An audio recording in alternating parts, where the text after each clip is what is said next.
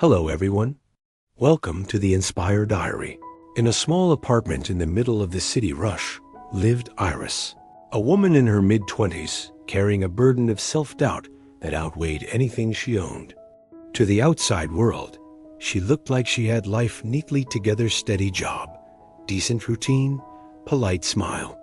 But inside, Iris fought a quiet battle.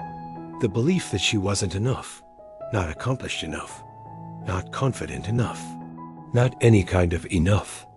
Every morning, as she prepared for work, her mind whispered familiar lines.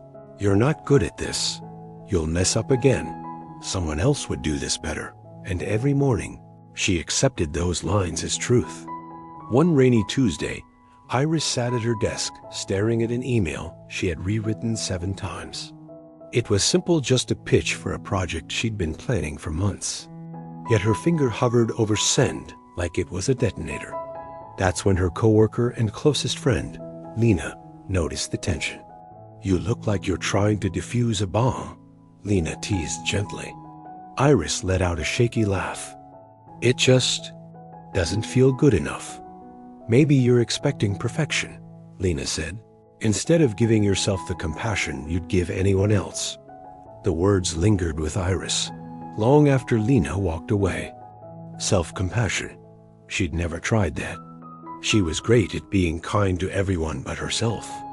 That night, Iris opened a blank page in her journal. Instead of writing what went wrong, she wrote, I'm learning. I've succeeded before. My fear isn't a fact. Slowly, she began to challenge the negativity she had rehearsed for years.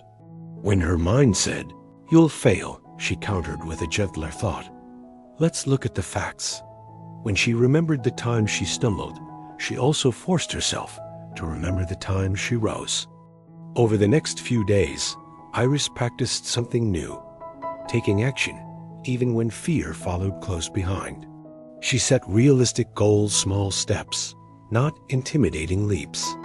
And every time she accomplished one, she wrote it down, building a quiet but powerful archive of achievements she could turn back to when doubt whispered. But the turning point came one evening after work. Iris stood on her balcony, watching headlights move like glowing threads across the city. She realized she had spent years believing her negative thoughts simply because they were loud, not because they were true. Maybe, she whispered to the night sky, it's time to believe a different voice.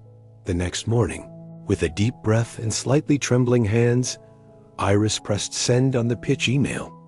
Not because she felt fearless, she didn't, but because she'd learned something essential. Courage isn't about having no fear. It's about refusing to let fear make your choices.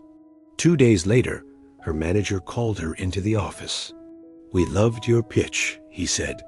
Let's move forward with it. Iris didn't cry, but she wanted to. Not because it was approved, but because she finally realized something life-changing. The world hadn't been doubting her. She had been doubting herself. And now finally, she was learning how to let her own voice rise. Iris's story is a reminder for anyone feeling small under the weight of self-doubt. Be compassionate with yourself.